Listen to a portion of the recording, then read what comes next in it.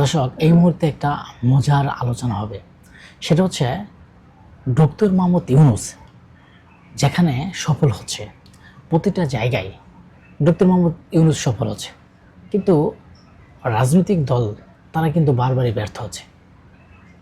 তারা কি ব্যর্থ হচ্ছে, যে ডক্টর মোহাম্মদ ইউনূস কোনখানে সফল হলো সে বিষয় নিয়ে আলোচনা করবে এবং যে রাজনৈতিক দলরা কেন ব্যর্থ হলো।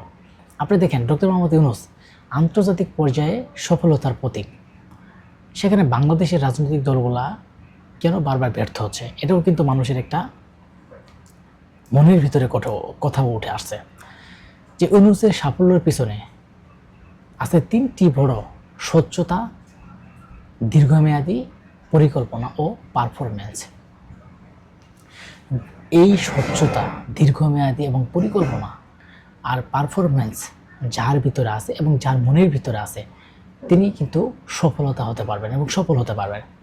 এবং গ্রামীণ ব্যাংক হোক বা সোশ্যাল বিজনেস মডেল, তিনি যেই কাজে করেছেন সেটাই লক্ষ্য ছিল মানুষের জীবন বদলানো, এক বাস্তব ফল দেখানো। কিন্তু এর আগে অন্যদিকে যে রাজনৈতিক দলগুলোর ভিতরে যে বিভিন্ন জায়গায় তারা বিভিন্ন সংকট তৈরি করছে, তাদের মধ্যে যে একটা বিভক্তি, ব্যক্তিকেন্দ্রিত্ব, নেতৃত্ব এবং ক্ষমতার যাওয়াকে লক্ষ্য বানিয়ে দীর্ঘমেয়াদী দেশের উন্নয়নের পরিকল্পনা না করা। তারা সবাই ভাবছে তারা কিভাবে ক্ষমতায় যাবে। যেমন বিএনপি হোক, জামাত হোক, এনসিপি হোক, আরও অন্য দল আছে, অনেকে অনেক ধরনের মন্তব্য করছেন যে বিএনপি চাঁদাবাজ, বিএনপিকে ভোট দেবে না, এনসিপিকে মানুষ এবার ভোট দিবে। এবং জামাত বলছে যে বিএনপিকে ভোট দিবে না, বিএনপি চ্যাম্পিয়ন, জনগণ ওদেরকে প্রত্যাখ্যান করছে। আসলে জনগণ কাকে প্রত্যাখ্যান করছে বা কাকে জনগণ সমর্থন করলো বা করলো না, সেটা তো আপনারা ব্যক্তিগতভাবে আপনার ব্যক্তি সমর্থন থেকে আপনি বলতে পারেন না। সেই নির্বাচনের দিনই জনগণ তার প্রতিনিধি বেছে নেবে এবং জনগণ গণতন্ত্রের পথ বেছে নেবে এবং গণতন্ত্রের প্রতিষ্ঠা হচ্ছে বাংলাদেশের মূল লক্ষ্য। এবং জনগণের তার স্বাধীনতা ফিরে পাবে, কারণ এই গণতন্ত্র প্রতিষ্ঠা হলেই কিন্তু জনগণ তার বাক স্বাধীনতা ফিরে পাবে। যদি ইচ্ছা করলেই একজনকে ভোট দিতে পারবেন, ইচ্ছা না করলে অন্যজনকে ভোট দিবেন না, তাদের ব্যক্তিগত ব্যাপার। কিন্তু সেই সব বিষয় নিয়ে রাজনৈতিক দলের মধ্যে একটা বিভক্তি তৈরি হয়েছে। আপনি জানেন, দীর্ঘ 8-9টি মাস এই ঐক্য কমিশনার তিনি যে টেবিলে বসায় তাদেরকে চা, নাস্তা, পান সব কিছু খাওয়াইলো, এতদিন পর ঐক্য সৃষ্টি করার জন্য চেষ্টা করলো, সেই রাজনৈতিক দলেরা বারবার ব্যর্থ হইল। আপনি দেখেন, আওয়ামী লীগের সময় দেখছি যে রাজনৈতিক দলের বিরোধী দলের কথা মানে নাই, শেখ হাসিনা এককভাবে সব কিছু করছে। কিন্তু শেখ হাসিনা তো চলে গেছে, তাদের 14 দলীয় জোট তো নাই।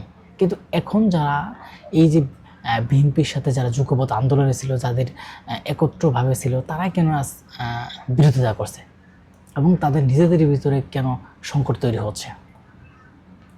ডক্টর মোহাম্মদ ইউনূস যেদিন আইন উপদেষ্টা বক্তব্য দিলেন যে তাদেরকে 1 সপ্তাহ সময় দেওয়া হয়েছে, যে জুলাই সনদ সম্পর্কে আগামী যে নির্বাচনকে অপেক্ষা করে বা জুলাই সনদ অপেক্ষা করে তাদের ভিতরে একটা দ্বিধাদ্বন্দ্ব রয়েছে। সেই দ্বিধাদ্বন্দ্বের জন্য সরকার যখন ঐক্য কমিশনার মেয়াদ শেষ এবং ঐক্য কমিশনার যে ঘোষণা দিবে সেটা তারা মানবে না।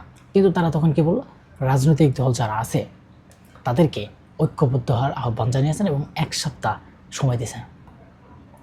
কয়েকদিন পরে আমরা দেখছি যে জামাতে নায়েবে আমির তাহের সাহেব মির্জা ফখরুলকে ফোন দিল। মির্জা ফখরুলকে ফোন দিয়ে বলল তারা নাকি তাদের সাথে এটি নিয়ে বিষয়ে বসবে। কিন্তু মির্জা ফখরুল সেখানে না করে দিয়ে যে তাদের দলের সাথে আলোচনা করে সেটা তিনি জানাবেন। কিন্তু কথা হচ্ছে, তারপরে যখন মির্জা ফখরুল তাদেরকে জানালো না, তাদের একটা ব্যক্তিগত ব্যাপার না, এটা একটা দলের বিষয়। কিন্তু তারপরে জামাতের নেতাকর্মীরা বলল যে বিএনপি যদি তাদেরকে ডাকে তাহলে তারা তাদের ডাকে সাড়া দিয়ে তারা বসবে। কিন্তু বিএনপি সেই তাদেরকে ডাক না দিয়ে বিএনপি বলছে যে এতদিন যারা তাদের ছায়া তুলে নির্বাচন করেছে এবং তাদের সমর্থনে নির্বাচন করেছে এবং আওয়ামী লীগ ক্ষমতায় থাকলে তখন তাদের অনুযায়ী তারা নির্বাচন করলো, ধানের শেষ প্রতীক নিয়ে নির্বাচন করলো, তাদের একই জায়গায় তারা যুগপৎ আন্দোলন করলো। আজ তারা তাদের যখন বিরোধিতা করছে, তাদের নামে যখন দুর্নাম বদনাম গাচ্ছে, হয়তো তাদের ব্যক্তিগত কোনো পক্ষ থেকে তারা সেখানে যায় নাই বা তাদের সাথে বসে নাই। কিন্তু দেখেন, ডক্টর মোহাম্মদ ইউনূস সেখানেও কিন্তু আবার জাতির উদ্দেশ্যে যেদিন ভাষণ দিল, সেদিনও কিন্তু ডক্টর মোহাম্মদ ইউনূস একটা কথাই বলল যে জাতির স্বার্থে, গণতন্ত্রের স্বার্থে, এই দেশের মানুষের স্বার্থে, রাজনৈতিকের স্বার্থে ডক্টর মোহাম্মদ ইউনূসের কথাগুলো মেনে নেওয়ার জন্য। তিনি কি বলছেন ডক্টর মোহাম্মদ ইউনূস? ডক্টর মোহাম্মদ ইউনূসের কথাই হচ্ছে যে নির্বাচন এবং গণভোট একই দিনে হবে এবং সেখানে গণভোটের যে কিছু 4টা নিয়ম নীতি দিয়েছে, সেই নিয়ম নীতিগুলা জনগণ মানবে, কাকে দিবে, হ্যাঁ ভোট করবে না ভোট করবে। সে অনুযায়ী যদি হ্যাঁ করে, তাহলে আগামী জাতীয় সংসদ যারা নির্বাচিত হবে তারা এটা করতে বাধ্য থাকবে। আর যদি না ভোট জয় হয় তাহলে তো আর করার কিছু না। সেখানে দেখেন, সেখানেও ডক্টর মোহাম্মদ ইউনূস একটা খেলা জমে দিয়েছে যে যদি হ্যাঁ করেন, মানে আপনি না করবেন, না করার সুযোগ নাই, না করলে তাহলে তত্ত্বাবধায়ক সরকার সহ বাতিল। সেখানে তত্ত্বাবধায়ক সরকারের সহ উল্লেখ করা হয়েছে। আর যদি হ্যাঁ করেন তাহলে তত্ত্বাবধায়ক সরকার থাকবে। কিন্তু এখানে যে 4টা বিষয়, হইতে পারে আমি 2টা বিষয়ের সাথে একমত, আর 2টা বিষয়ের সাথে আমি একমত না, তখন কি করব?